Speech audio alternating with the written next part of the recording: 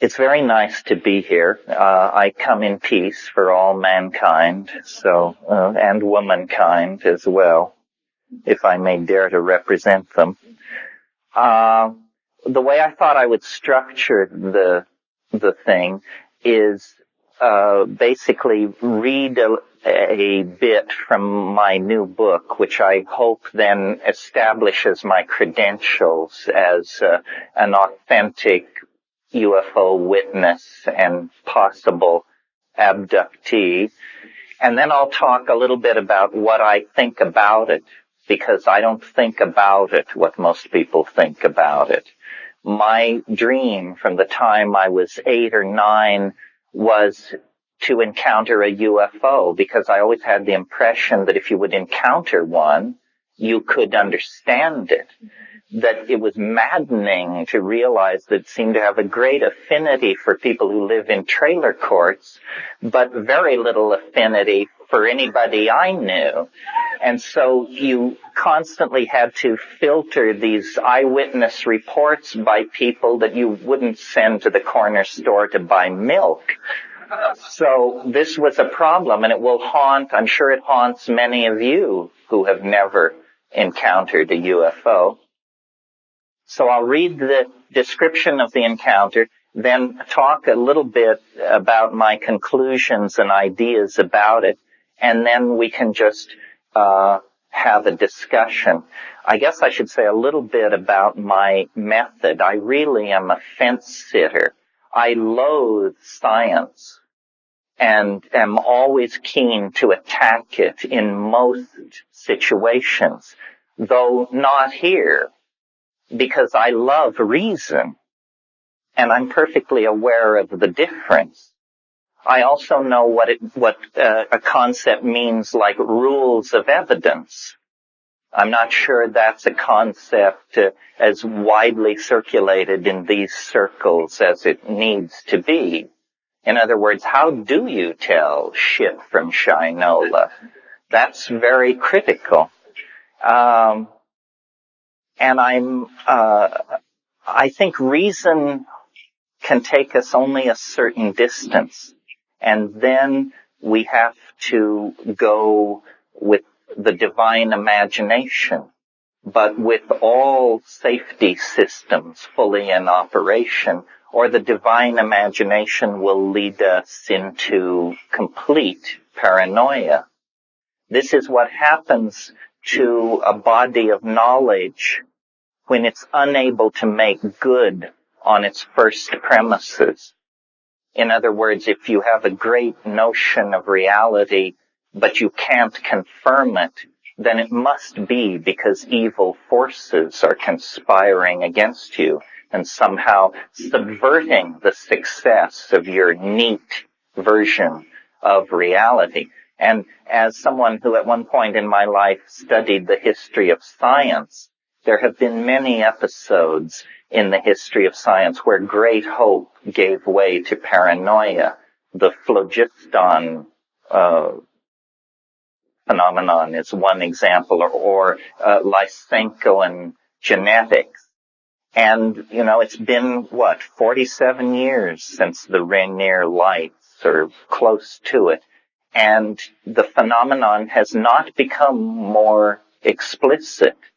The hysteria has become more explicit and has wandered first in one direction and then another. But if this is a contact, it's the most peculiarly uncontact-like contact it's possible to imagine. It reminds me of people say of the crop circles, they're communicating. Yes, but if they picked an incredibly obscure medium in which to do it, because we who love communication can glean very little from what they're trying to say. Well, enough barn beating. Let me read this passage, and then I'll talk more about it, and this will bring, I think, the thing into focus. I have to introduce the context, because it wasn't like that we just happened to be driving in a lonely and remote place and suddenly, no, it wasn't like that. We were in the center of the Amazon basin. We had come there to explore tryptamine hallucinogens. These are short-acting, very powerful psychedelic drugs. And the reason we were so interested in these drugs is because in encounters with it in the pure chemical form, the intoxication was invariably characterized by encounters with elves, gnomes, fairies, thousands of these things. And this is something I'm going to, try and convince the UFO community of. What we drug people have that you don't is repeatability. And the scientists always said to you UFO people, what you don't have is repeatability. They don't want to even talk to us. But it is true that when you smoke DMT, for example, at a sufficiently high and prepared dose, you get elves. Everybody does. You may not believe it, but on the other hand, it only takes 5 minutes to prove that I'm bullshitting you 100%. Surely anyone who's studied UFOs and alien intelligence for as many years as the people represented here have can afford to invest 10 minutes in the wild-eyed assertion that all you need do is inhale deeply 3 times and, you want contact, you want elves, you want alien intelligence, you'll have it up the kazoo. Now, of course, it comes from an unsanctioned dimension, but I'll talk more about that after the reading. So here we were in the Amazon basin, experimenting with mushrooms, and here is the passage. And so, all night long, I sat reviewing the things that had passed, seeming to divide my consciousness and send it both backward through my family tree and forward into the future. I seemed to see all the years still ahead. I saw some technique emerging from this contact, our careers pursued across time and space, and finally vindication as the world realized the truth of the transdimensional nature of the Stropharia visions and the true nearness of the worlds that they had thrown open. For it had become my belief that the contact with an intelligent and utterly alien species was beginning for humanity. It seemed that out of the long night of cosmic time, the novelty of novelties, the moment of contact between minds on utterly different planes was beginning. We were among the first to achieve contact with this other. It was the real thing. We had come to the equatorial jungle to explore the dimensions glimpsed in tryptamine ecstasy, and there, in the darkness of the heart of the Amazon, we had been found and touched by this bizarre and ancient life form that was now awakening to the global potential of a symbiotic relationship with technical humanity. All night long, strange vistas and insights poured through me.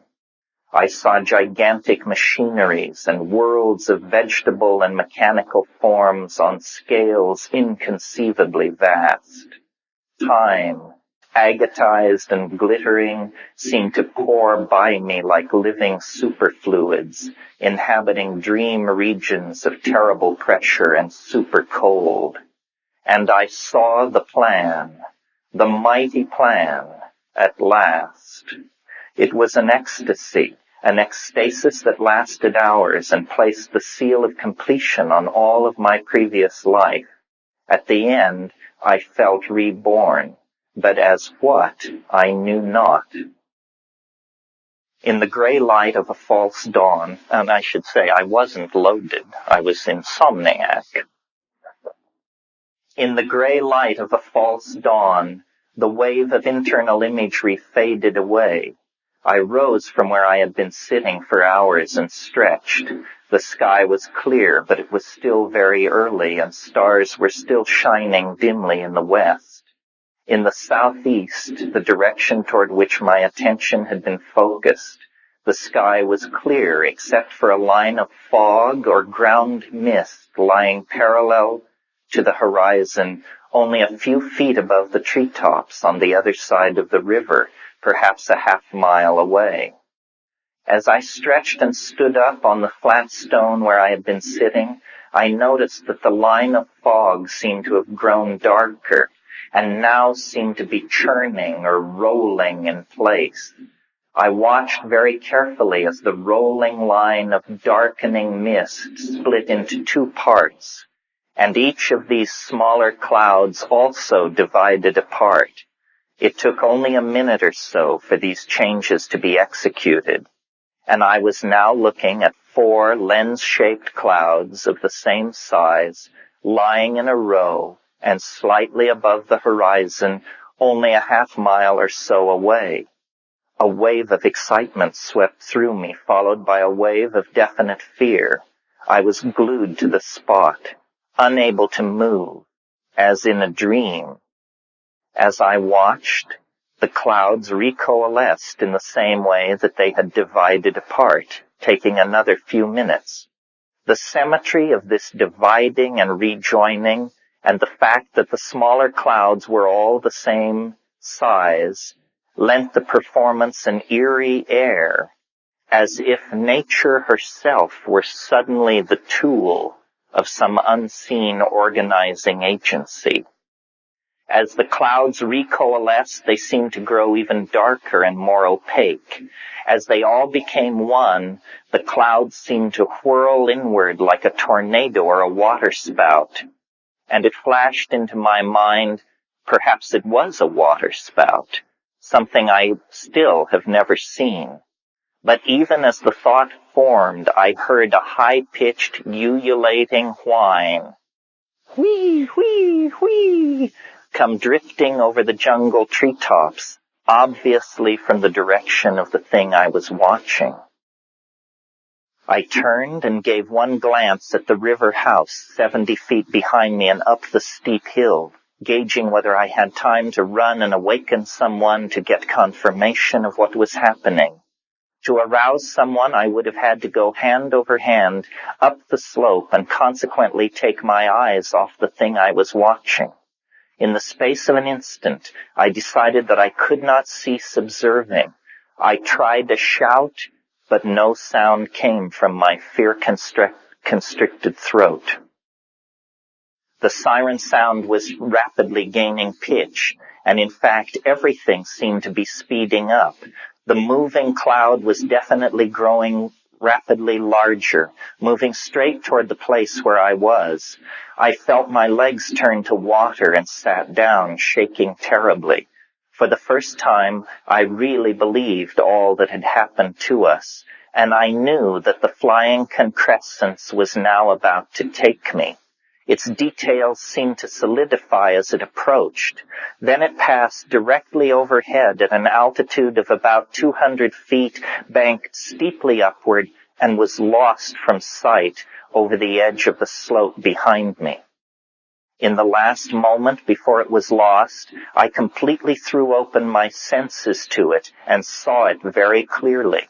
It was a saucer-shaped machine, rotating slowly, with unobtrusive, soft blue and orange lights. As it passed over me, I could see symmetrical indentations on the underside. It was making the whee, whee, whee sound of science fiction flying saucers. My emotions were all in a jumble. At first I was terrified, but the moment I knew that whatever was in the sky was not going to take me, I felt disappointment. I was amazed, and I was trying to remember what I had seen as clearly as possible. Was it real in the naive sense in which that question is asked of UFOs and tables and chairs? No one else saw this thing, as far as I know. I alone was its observer. I believe that had there been other observers, they would have seen what I had seen. But as for real, who can say? I saw this thing go from being a bit of cloud to being a rivet-studded aircraft of some kind. Was it more true to itself as cloud or aircraft? Was it a hallucination? Against my testimony can be put my admitted lack of sleep and our involvement with psychedelic plants. Yet curiously, this last point can be interpreted in my favor. I am familiar by direct experience with every known class of hallucinogen. What I saw that morning did not fall into any of the categories of hallucinated imagery I am familiar with. Yet also against my testimony is the inevitable incongruous detail that seems to render the entire incident absurd. It is that, as the saucer passed overhead, I saw it clearly enough to judge that it was identical with the UFO with 3 half-spheres on its underside that appears in an infamous photo by George Adamski, widely assumed to be a hoax. I had not closely followed the matter, but I accepted the expert opinion that what Adamski had photographed was a rigged-up end cap of a 1937 Hoover vacuum cleaner. But I saw this same object in the sky above La Chorrera. Was it a fact picked up as a boyhood UFO enthusiast? Something as easily picked out of my mind as other memories seem to have been? My stereotyped, but already debunked notion of a UFO suddenly appears in the sky. By appearing in a form that casts doubt on itself, it achieves a more complete cognitive dissonance than if its seeming alienness were completely convincing. It was, if you ask me, and there is no one else really that you can ask, either a holographic image of a technological perfection impossible on Earth today, or it was the manifestation of a something which in that instance chose to begin as mist and end as machine, but which could have appeared in any form, a manifestation of a humorous something's omniscient control over the world of form and matter. And I flash forward 2 paragraphs.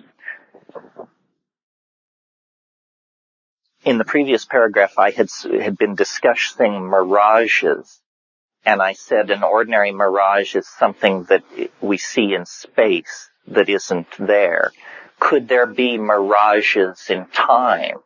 In other words, could there be reflections of distant technologies that haunt space the way images of distant cities time haunts space?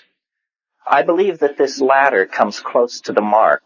The UFO is a reflection of a future event that promises humanity's eventual mastery over time, space, and matter.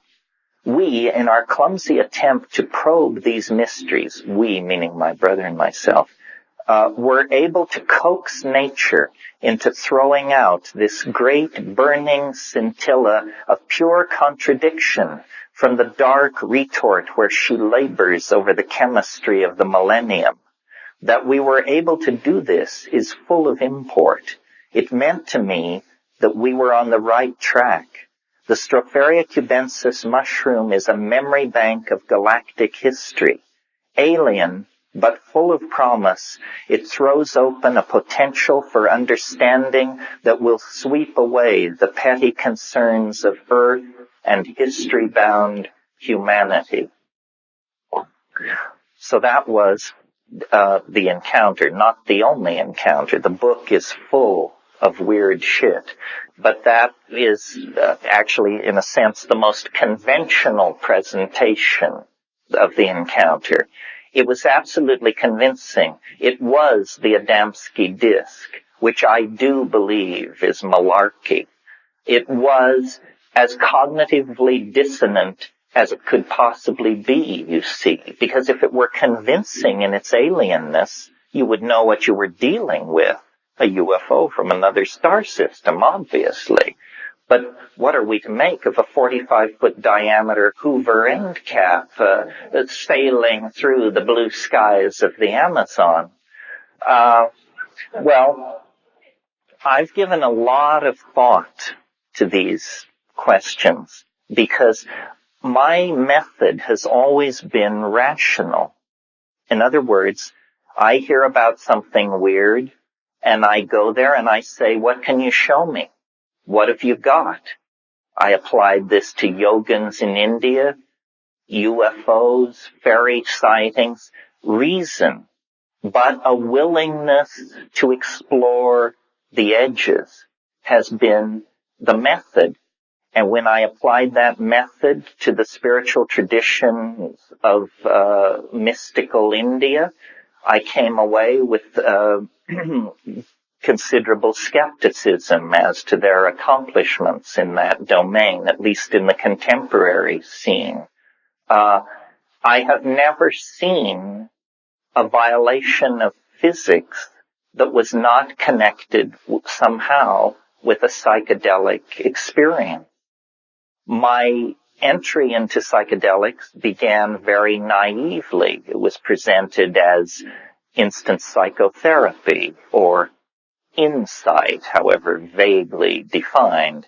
What I discovered when you make your way through these chemical families is that not all psychedelics are alike. And this very small family of compounds called the tryptamine hallucinogens bear careful examination if we're seriously interested in this question of extraterrestrial penetration of the human world. On two grounds, immediately, the mushroom bears looking at. First argument, entirely a physical argument. Psilocybin is 4-phosphoryloxy N,N-dimethyltryptamine. What this means is that there is a phosphorus group substituted at the 4 position of the molecule. Now, here's the headline, folks. This is the only 4-phosphorylated indole on this planet. On this planet. Now, if you were searching for extraterrestrial thumbprints on the biology of Earth, you would look for molecules that are unique, that don't have near relatives spread through other life forms. In psilocybin, we have a perfect example of this. It is the only 4-phosphorylated indole known to occur in nature. Nature doesn't work like that, folks. Nature builds always on what has previously been accomplished. So this is a red flag saying at the molecular level, this thing looks like an alien artifact at the molecular level. Now, let's cut to the chase. What happens when you take 30 milligrams of this stuff? I don't know how sophisticated this audience is. People who have never taken hallucinogenic drugs but have some mild interest in it, or just in the course of generally educating yourself about reality. I think people who have never taken psychedelics think that it's sort of like dreaming while you're awake, or geometric patterns, colors. They always say, the colors, malarkey, the colors, forget the colors. It is not like that. Psychedelic experiences at effective doses, not piddling doses, effective doses, are visionary scenarios. They are 3-dimensional unfoldments of information that is extraordinarily complex, architectonically connected, and ordered. That's not what I want to talk about. I want to talk about what is unique to psilocybin, what is unique to psilocybin is that overlaid over what I just described is, big surprise, a voice. A voice. Everybody knows this who has to do with this stuff. Gordon Wasson, Richard Schultes, Albert Hoffman, the giants know that this stuff is animate. This is not a drug. It's something which is disguising itself as a drug in order not to spread alarm. There is a voice which speaks to you in the language of your homeland, whether that be Mazatecan or English. And the voice surprises you. In other words, you cannot anticipate it. Now, of course, at this point, though I don't imagine many of them have forced their way in here, the psychological school will come forward and say, well, it's a voice typical of mental aberration, symptom 1 of schizophrenia, a voice. Yes, we are not naive. We went to the same schools you did, thank you. However, the fact that this voice is accessible to non-pathological personalities and on demand is highly suggestive, I think. Next point, but let me belabor the point. This experience is available to everyone. The thing I love about psychedelics is no guru, no method, no teacher. You don't need any of that crap. This will work. If it doesn't work the first time, you didn't take enough. This will work. It will work on you, Mr. MIT engineer, with your diagrams of antimatter propulsion systems. It will work on anybody. I started out from that place. Okay, that's the first thing. Now, this small family of compounds, of which psilocybin is an interesting example because it occurs in the mushroom. And let me say this, it's my workshop, we'll do it my way. What troubles me about the current state of UFO modeling is how incredibly pedestrian the alien is assumed to be. I mean, their little gray suits, their charmingly slanted eyes, their cheerful interest in our reproductive capacity. I mean, I think that the alien will be so alien that your jaw will hang in the air. And expecting to meet an anthropoid-like alien with an interest in your reproductive machinery and gross industrial capacity is as culture-bound a concept as searching NGC 321 for a good Italian restaurant. It's absurd on the face of it. Let us for a moment hypothesize aliens. The guy before me spoke of being 100,000 years in advance. If you want to know how far in advance you are, if you're 100,000 years in advance, ask yourself, where were we 100,000 years ago? And I think you see the gap is very large. If we are in fact being penetrated by a non-human intelligence that presumably somehow, perhaps not physically, but perhaps physically, can cross from star to star, then we are dealing with something vastly more sophisticated than ourselves. That's just given at the get-go. Well, if it's vastly more advanced than we are, then DNA sequencing, complete understanding of the molecular genesis of thought, so forth and so on, would be no problem for that level of technical sophistication. You would also like to think that ethics and good taste would keep pace with this evolutionary process. So to my mind, the idea of fleets of alien spacecraft filling the skies of Earth. That's as unsubtle as kicking down somebody's front door with an M1 tank to announce, "We're here." I don't think you would do it that way.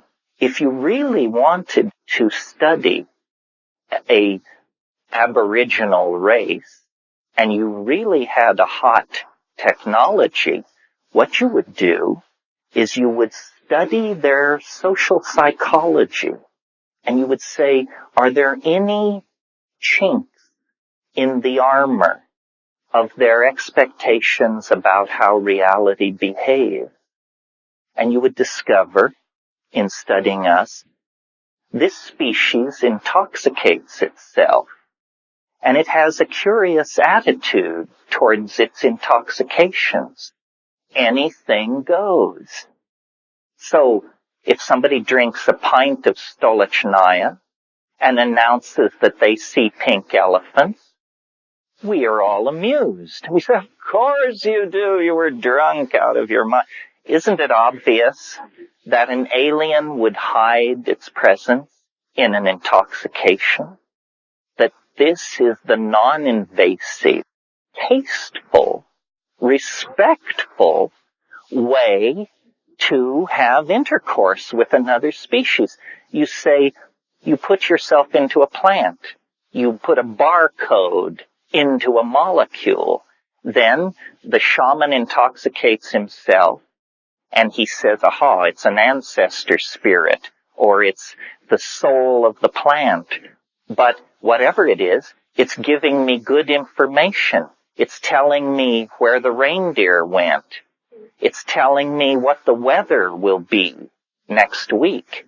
It's telling me who stole the goose, and it's telling me who slept with who, and it's telling me who among the ill members of my tribe will live and who will die.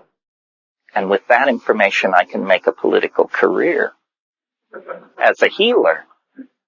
So you see, the extraterrestrial is a mean trader. The extraterrestrial is trading data. Giving data, maybe. But I think trading, because it's taking something away. So first it tells you where the reindeer have gone and who's sleeping with who. Later it suggests things like alphabets. Later still it suggests things like the calculus. Do you see where it's leading? All of human history is the signifier of the presence of the alien. Human history is what happens to an advanced animal species when it is interpenetrated on a scale of 1,000,000 years by a mind in another dimension. We were selected out of the swift running river of animal organization, took an orthogonal turn, and headed out into the world of symbolic activity, cognition, signification, ritual, analysis, projection. The flying saucers, the alien, the other, is what is sculpting us out of animal organization as we move toward it in time. This is what shamanism is all about. This is what the psychedelic people are discovering as they descend into these trances. Well, okay. Well, one more thing, and then I'll leave that, given the interests of this crowd. Mushrooms cannot be found in the fossil record older than 40 million years.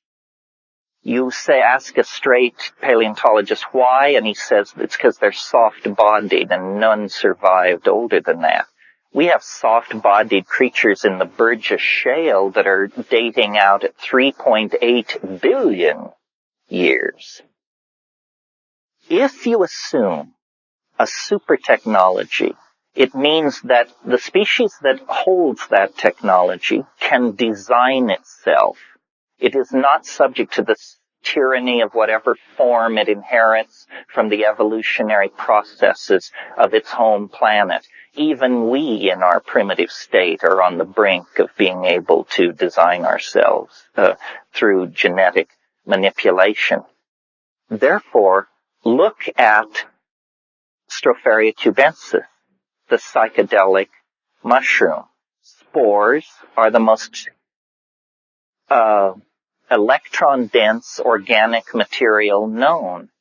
The electron density of the outer case of a spore approaches that of a metal. A single mushroom in the sporulation phase can shed up to 3 million spores a minute for up to 6 weeks. One mushroom can do this. I maintain, following Bracewell, that a strategy for extraterrestrial contact carried on by a super technology would take the following form. Build a probe. Give the probe the ability to replicate itself. Start these probes out from your home planet, and at every half AU or something, the probe replicates, so that the volume of probes stays constant as the volume of space increases. If you're carrying out an exhaustive search of the galaxy for life, it's very hard to imagine a civilization that could visit every star and monitor every star over long periods of time. A much more efficient strategy would be the phone home strategy. You send essentially a credit card which says, if you get this message, call the enclosed toll-free number and immediately report your location. We will come at that point. That's, I think, what's going on. Human history is the effort to phone home. Human history is the effort to decode a message in the terrestrial environment of this planet that shamans and dreamers and mystics, and let's throw in a few schizophrenics and out-and-out screwballs, have been accessing for millennia. And it's not new. It's very, very old. And it cannot be without significance that the Mayan civilization, which used these mushrooms, became obsessed with 2012 AD. I, who am absolutely phobic of obsessions in all forms, am myself obsessed by December 21st, 2012 AD. That's the bottom line of the barcode. And my notion of what's going on in the informational phase space of contemporary existence is that we are under the influence of a kind of attractor. This is this thing I mentioned which seized hold of us as a higher animal and steered us toward language, ritual, religion, the calculus, so forth and so on. This attractor is literally sucking the world of three-dimensional space and time into itself. This is what history is. History is biological time turning into some other kind of time. History is speeding up as we approach the omega point. And here is a granted idiotic, but nevertheless serviceable metaphor for how this thing at the end of time works and why we are driven so nutty by things like flying saucers. The transcendental attractor at the end of the historical process, think of it like one of those mirrored bar balls that hang in a disco that catch the light and put scintillations on the walls as it spins around. As we approach the transcendental object at the end of time, the reflections, the precursive anticipations, what Wordsworth called the intimations of immortality, grow ever stronger. The world is becoming more and more irrational, more and more fraught with anomaly. Not only flying saucers, but Bigfoot and the crop circles, which are quite new as a wrinkle. There will be more and more of this stuff as we approach the moment of concrescence. And people in the past, Christ, Buddha, you name them, these are people who literally stood in a correct geometrical relationship to the transcendental object at the end of time. But it was just dumb luck. That's all. They were not superior people. I'm sure that if you could enter into the mind of Christ as he went around Galilee performing his miracles, the main thing which preoccupied his inner circumlocution was the question, why me? What's happening? Why am I compelled to do and say these things? Well, the answer is you've got eschatological fever. You've been infected by a retrovirus that operates not in space, but in time. And to the degree that one can clear themselves of the momentum of past presupposition, the transcendental object at the end of time actually comes into view. Plato said time is the moving image of eternity. The way I think of shamanism and psychedelic voyaging is that it is transdimensional travel, literally, not in the undefined way that you often hear it used, but in the mathematical sense. A shaman and a psychedelic person and a UFO contactee is someone who has seen the end. They simply didn't know what they were looking at, because who knows what the end looks like. The world of historical possibility concresses into a mercurial hologrammatic disk, part bios, part machine, part syntax, part mind. The categories dissolve. The world is not what it appears to be. I was very interested in coming to this thing and studying the psychology of the group, and it was very fascinating to me that both of the speakers, where I listened to the whole thing, were very concerned to refute the psychological explanation, which I gather is the Antichrist around here.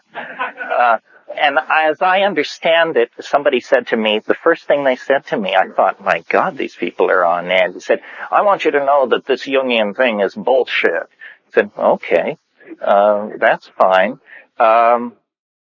However, this is like beating a dead horse. Has the news from quantum physics not reached the UFO community? Is it not now thoroughly assimilated that an observer is necessary for reality to exist at all? It's all psychological. There's no distinction. And so these people who have such enthusiasm for beryllium ships from Arcturus or wherever should be informed, same. That's important news. It is now, and where is it coming from? Let's not rush past this here. Physics has always been the paradigmatic science.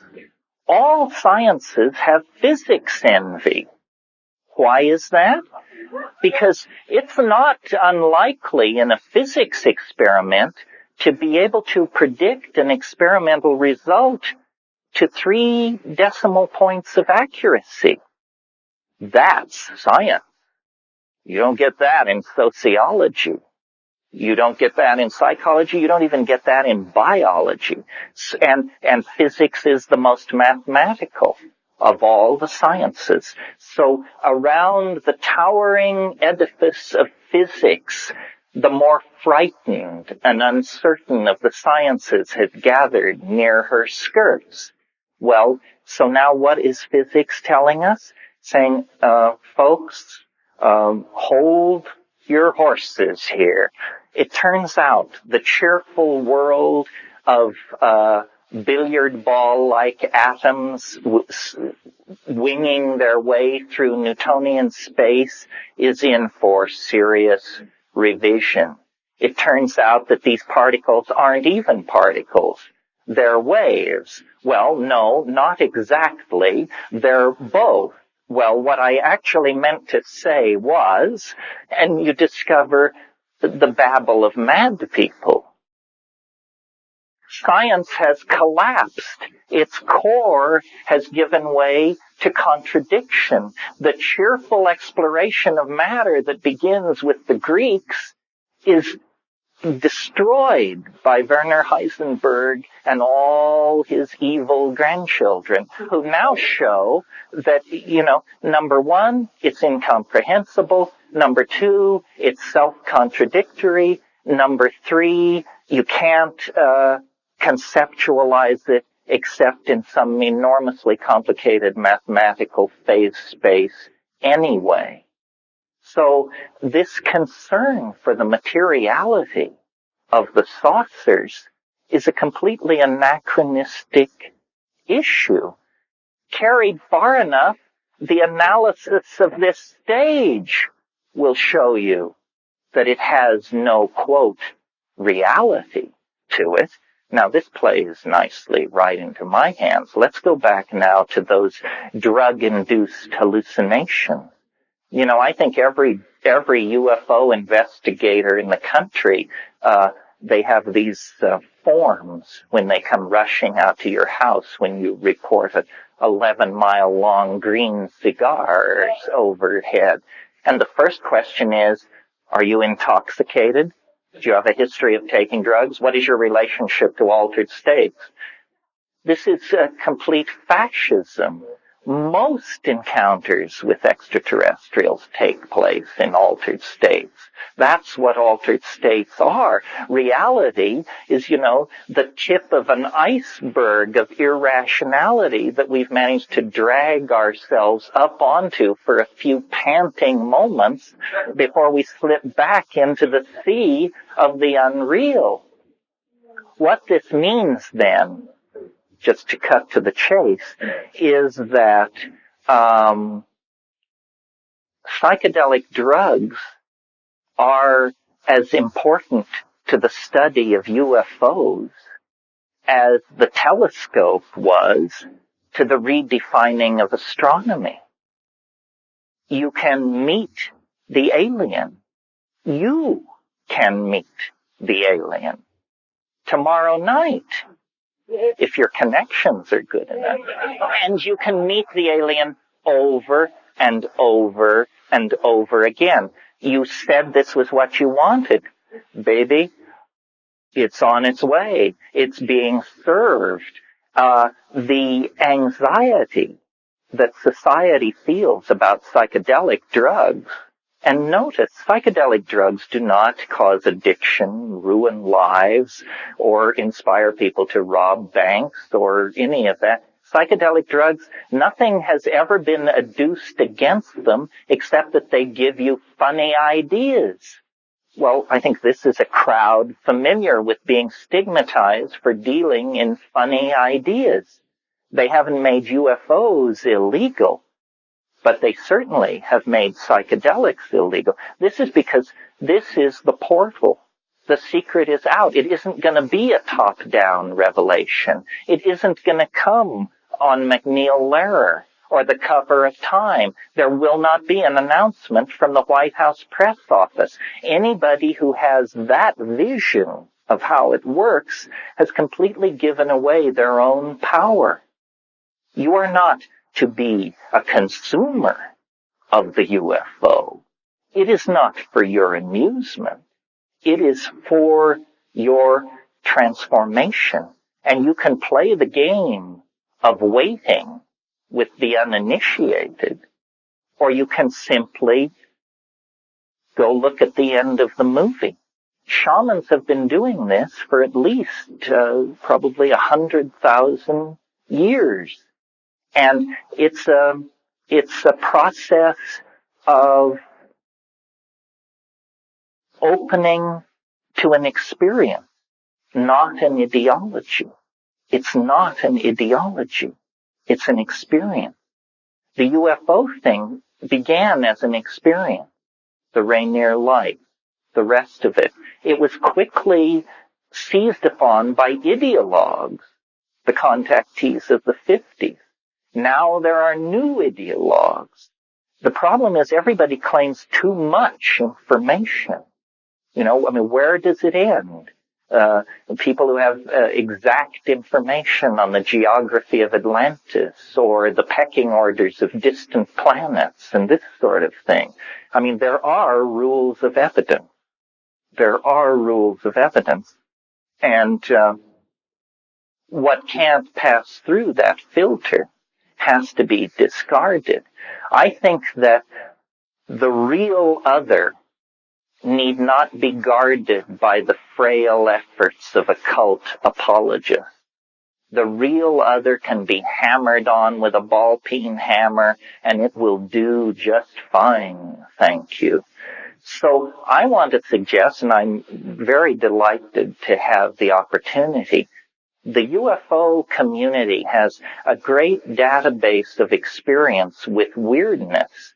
Now you need to just take it one vibratory level over and cut your teeth on what we've been putting up with for years, which is these alien entities that are so easily contacted and dealt with through the intercession of the psilocybin and DMT family of compounds.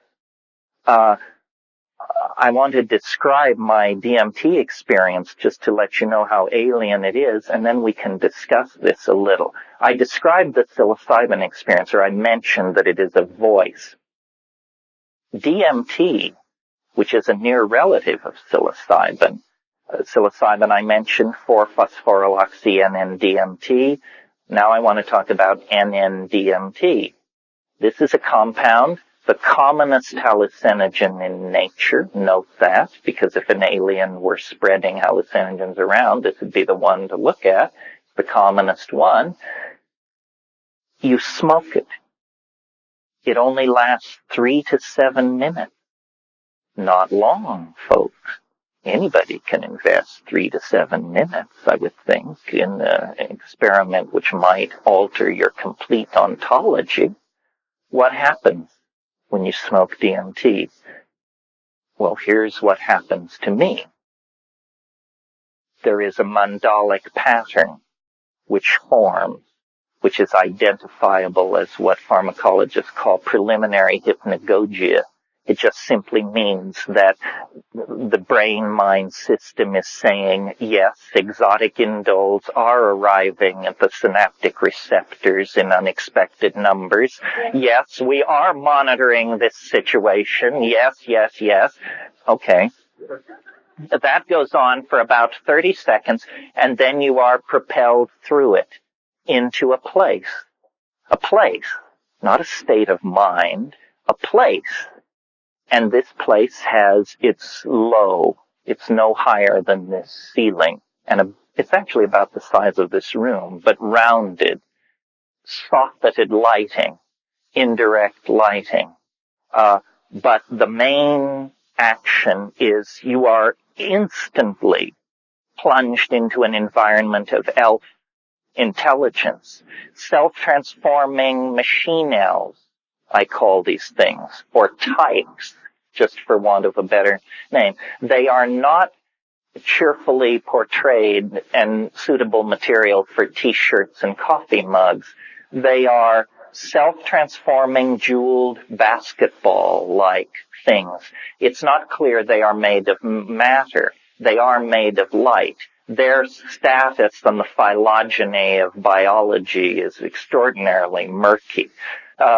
And they come pounding forward like badly trained dogs, cheering. They say, here you are. You may all recall, some of you may recall that old Pink Floyd song, The Gnomes Have Learned a New Way to Say Hooray. So there you are. And now, 20 seconds before, you were in an apartment somewhere with your scuzzy friends doing drugs. Now that's gone. And you are in this place being confronted by these entities. And one of the things they do that's quite disconcerting is they come jumping up or dribbling up to you, and then they will sort of vibrate in place. Then they jump into your chest. Then they jump back out.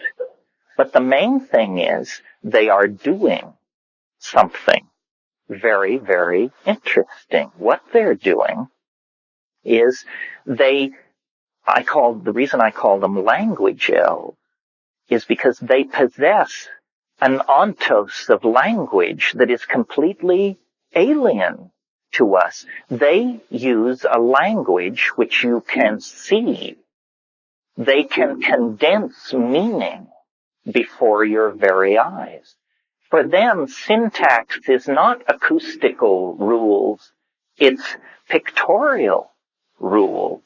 And they are doing this. They will scramble forward, elbowing each other, jumping up and down, very excited, and they say, look at this. Look at this. And they pull objects, sing objects into existence and show them to you.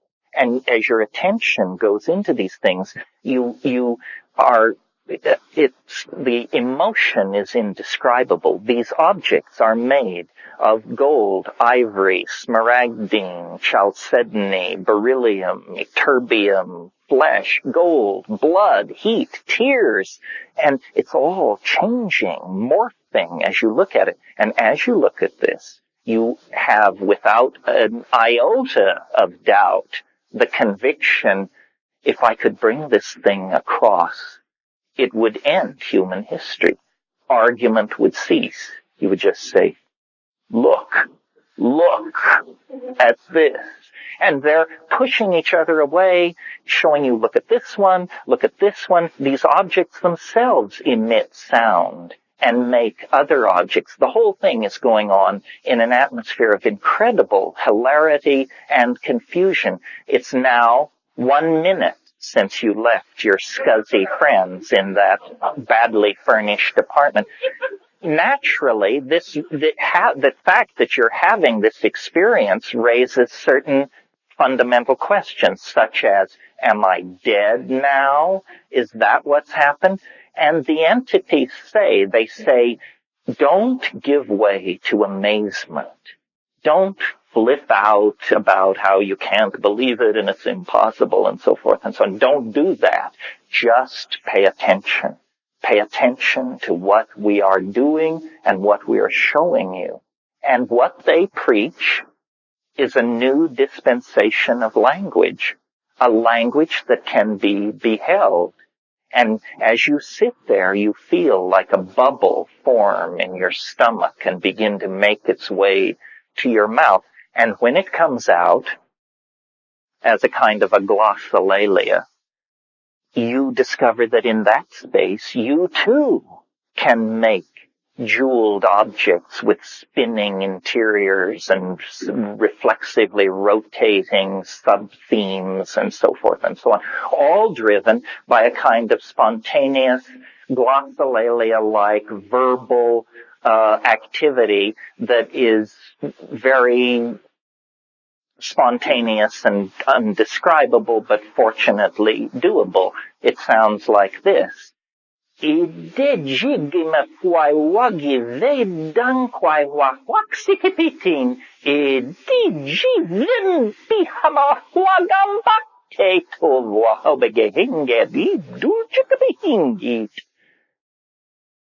is a pictorial activity.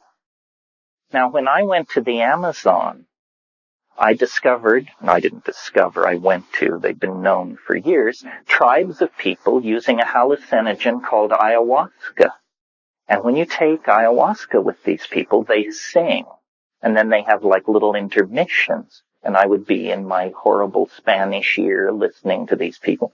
The guy next to me is saying to the guy next to him about the song He says, I loved the olive drab part, but when he got into that thing with the silver on magenta, I just thought it was tacky.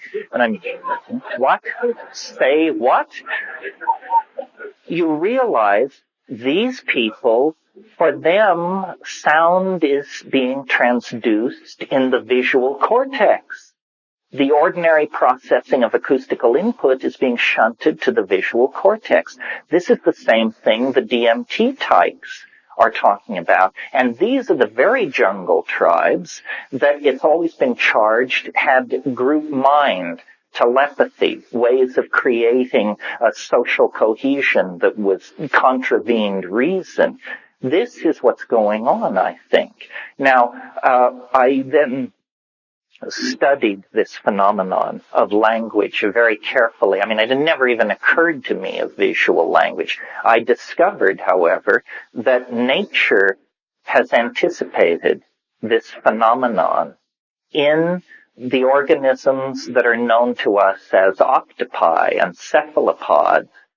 As you all know, as you're probably graduates of those horrible nature specials on TV, octopi can change color. Most people think this is camouflage. It isn't camouflage. It is language.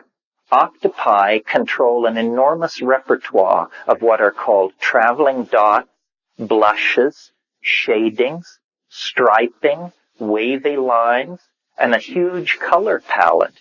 These exterior changes on the surface of the octopus are a direct readout of its state of mind. It wears its mind on its surface.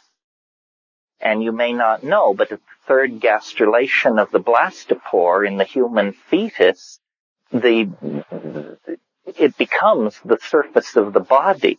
The surface of the body is brain tissue, essentially, a very thin sheet of brain tissue all over the outside of the body. That's why there's so many nerves in the skin.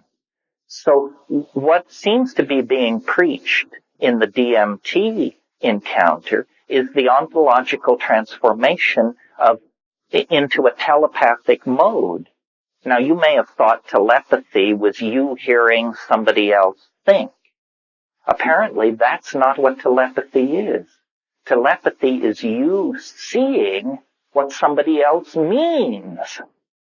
It's the visual acquisition of meaning rather than the audio acquisition of meaning, because there is no ambiguity. You see, we use local languages.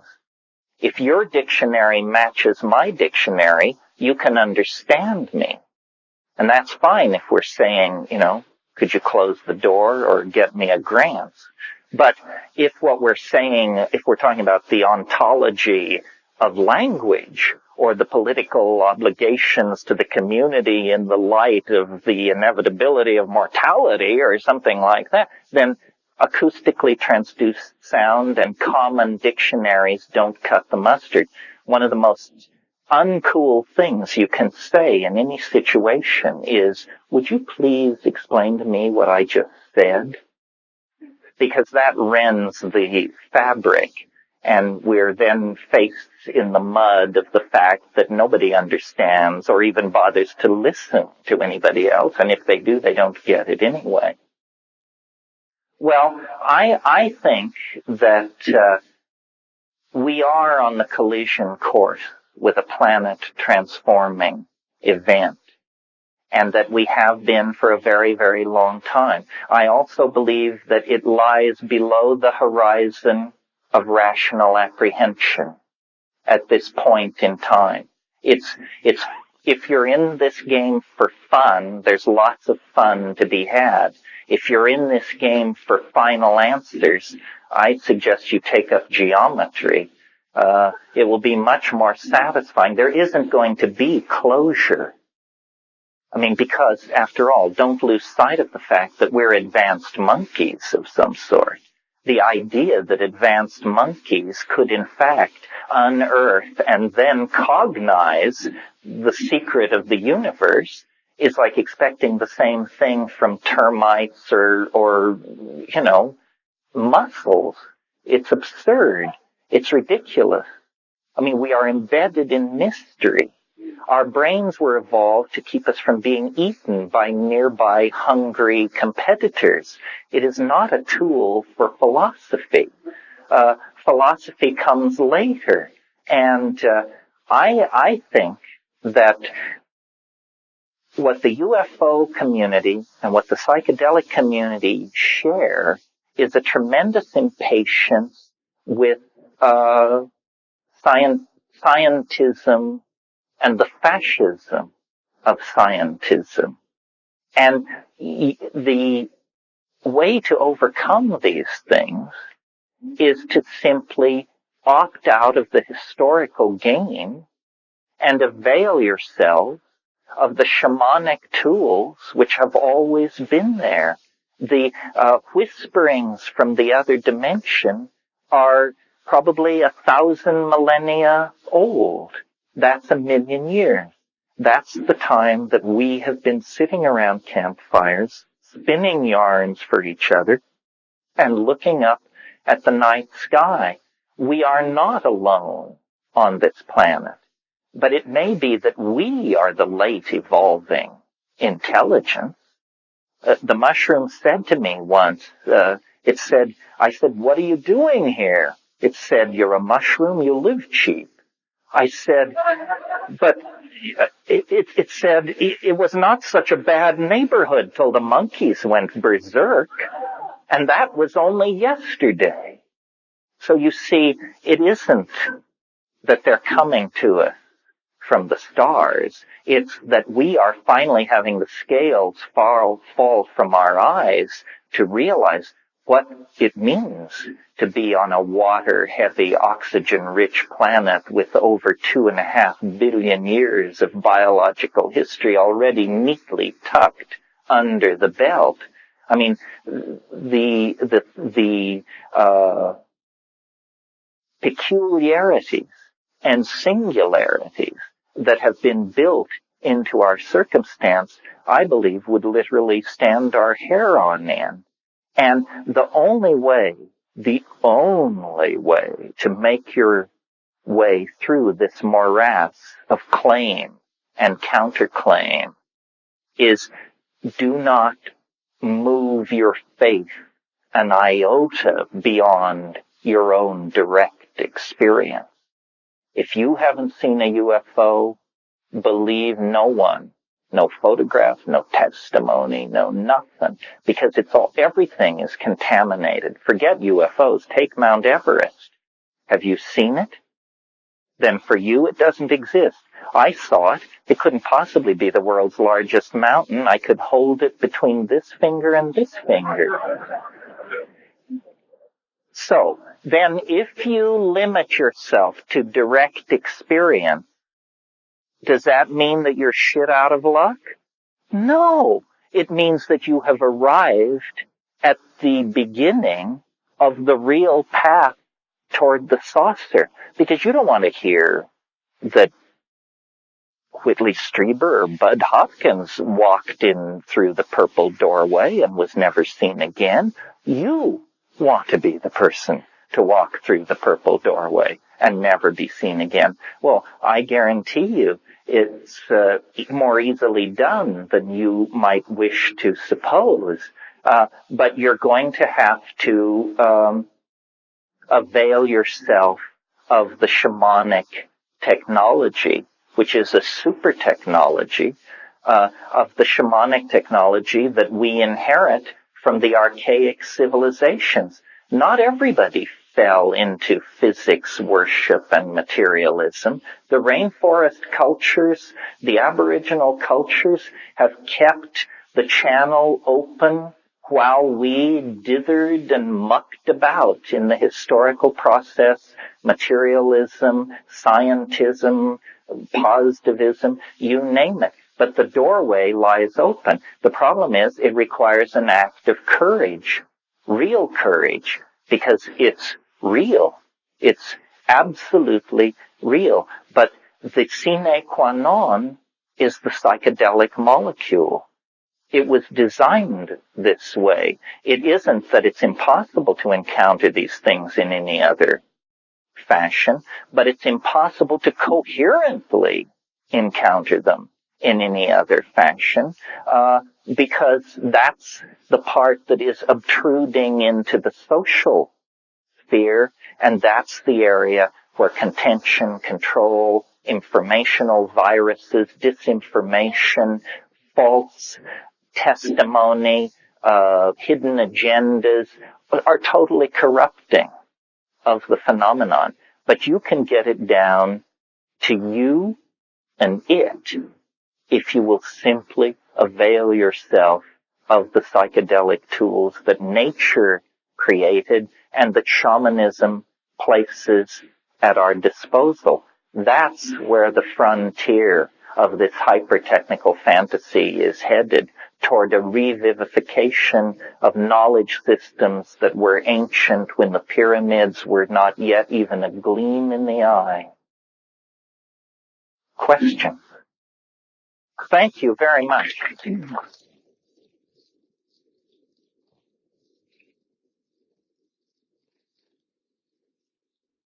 Thank you. It's lots of fun. You have no idea how much fun this is. Yeah. I have two questions.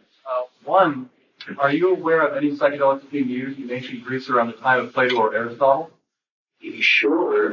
You should read The Road to Eleusis by Wasson and Hoffman, that argues very persuasively that an LSD-like alkaloid lay behind the Eleusinian mysteries. That was the great mystery religion that inspired all of the movers and shakers of the Hellenistic world. And your second question? Serotonin and psilocybin. Good question. Serotonin is a neurotransmitter that occurs in almost all life. It occurs from flatworms to human beings. And interestingly, as you ascend the phylogeny, there is more and more serotonin. More in mammals than in any other major order of animals, more in primates than in any other kind of mammal, and more in man than in any other primate. Serotonin is 5-hydroxytryptamine.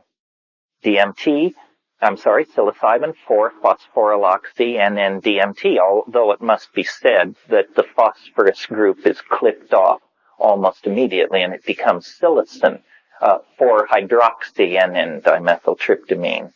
I believe that on one level, what's happening is that there is a kind of evolutionary competition going on.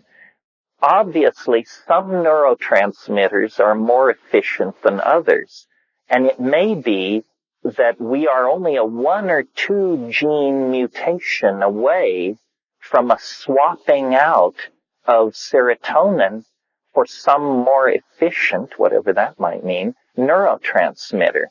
Now, romantically, wouldn't it be nice if psilocybin were it? I suspect it isn't, because psilocybin is not known to be elaborated in the tissue of any higher animal. But what's a good candidate is there is an enzyme in the pineal gland called adenosine that, chemically analyzed, turns out to be harmaline. It's a beta-carboline. It's 4-hydroxytetrahydroharmalan. These harmine molecules are part of the mystery, incredibly bioelectronically active, with a structure that assimilates to the Ajna chakra, and they are the molecules which are a part of the ayahuasca brew. I think we're on the brink of a tremendous evolutionary adventure, and that it will involve physically redesigning ourselves. Look at the mushroom. I mean, just to go off on a wild tear here. Mushrooms are what are called primary decomposers, fungi, right? Means they only live off dead matter. Now, vegetarianism is held up as a spiritual ideal, but compared to the strategy of mushrooms, vegetarianism is an orgy of mass death. on an appalling scale. So if perhaps the mushroom is essentially Buddhist in its approach, notice how non-invasive of the world of matter the mushroom is. It forms a diaphanous network through the soil as tenuous as cobwebs, and yet filled with neurotransmitters. And you may remember from last year, it was discovered that the largest organisms on this planet are mushroom mycelial mats. They cover acres. They weigh more than blue whales, and they're so old, it's better not even to speak of it. This looks to me like this is what intelligence driven by ethical concern for life would design itself into. Say, no harm. We want to be primary decomposers. We want to be as diaphanous as cobwebs. We want to be a spore-bearing life form that can percolate through the universe. And we want to have instantaneous access time to the galactic databases. This is what the mushroom looks like. And, if you think this is malarkey, please do not intellectually evade the challenge that it poses you. Because if you think this is malarkey, then take mushrooms and tell me I'm full of shit. That's all. That's all you have to do, It's easy. You don't have to camp out on some mesa in New Mexico for 3 weeks. Yeah.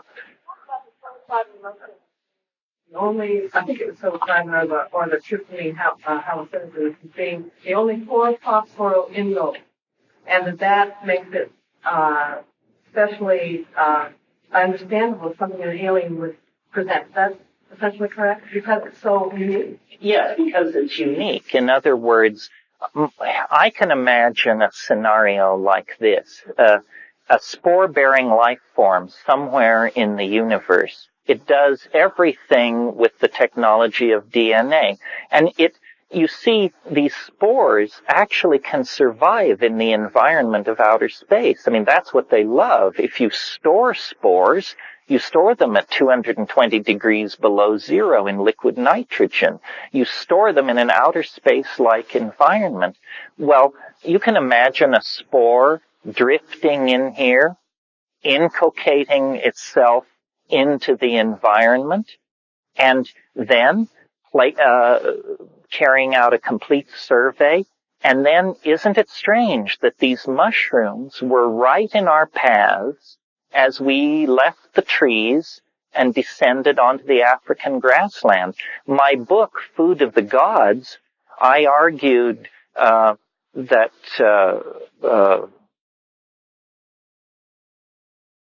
I thought of a joke about Food of the Gods, but I won't belabor it with No, it was something about smorgasbord of the gods. But I argued that psilocybin is what propelled us into humanness. But I didn't discuss the potential alien origin of the mushroom itself. I just said there is an X factor in human history. Something caused the human brain size to double in about 1 million years. No straight anthropologist or evolutionary primatologist has a clue as to what it was. And I think that psilocybin is like an enzyme for cognitive activity, and that it coaxed out of us language, theater, art, religion, poetry, all of these things, and it created a kind of partnership paradise, a role-appropriate, sexually balanced, gender-honoring, child-sensitive, nature-sensitive civilization. And that all fell to pieces about 15,000 years ago. And we have been on, a death march into hell ever since. As soon as you get agriculture, you get surplus. That gives you haves and have-nots, and the need to beat out the brains of people who are not in your social group because they're trying to get at your grain storage. Agriculture means the end of nomadism. It means sedentary populations. It means cities. It means standing armies, male kingship, hierarchical structures, law. all of the stuff that is so odious and horrible and that has led us so wrong. I mean, it may have seemed like a good idea at but we're the unhappy inheritors of the consequence of 6,000 years of unopposed dominator culture. And what have we got? A shattered atmosphere, toxified oceans, schizophrenic populations, and mendacious politicians. This is not what our parents raised us for, folks. A woman. Yeah. But some of the activity being the genetic chant. The indole gets created, people respond to it, and then are drawn to it, and they keep on co-evolving together. As people evolve, they find more and more substances that they can then go further with. Does it have to be a teacher from outside introducing these things to simple animals? No, it doesn't. You're quite right. I mean, I'm not at all clear on the location of these things. The people who just assume that that metal ships from other star systems arrive here have a lot of explaining to do. I mean, I was fascinated by the last speaker with the you don't go there, you grab the space and move it to you. Well, then obviously the question is, well, how do you grab it? You know, something crosses that stellar distance instantly, and I don't think you can fake your way around it. It's a tough nut to crack. Now, there may be, I think there's an image, and we're getting close to the end, so I'll leave you with it because it amuses me so much. As you know, the world's largest radio telescope is at Arecibo, Puerto Rico. And as you probably know, a multi-million channel analyzer has been attached to that thing, and there's been funding for another deep space search. And so there they are at Arecibo with the world's largest radio telescope reaching out, you know, mega Marubi-sticks into the universe. When you actually go there, the telescope was built into a natural bowl, which they made further, they rounded out, and then they planted grass in this bowl to halt erosion. Well, then to keep the grass from getting out of hand, they brought in white cows to crop the grass. So there in the grass, beneath the world's largest radio telescope engaged in searching for extraterrestrial life, is the mushroom in great profusion. If you wanted it, that's where you'd go and get it. And that is the perfect symbol for how we search for extraterrestrial life. It's at your feet, my friends. Thank you very, very much.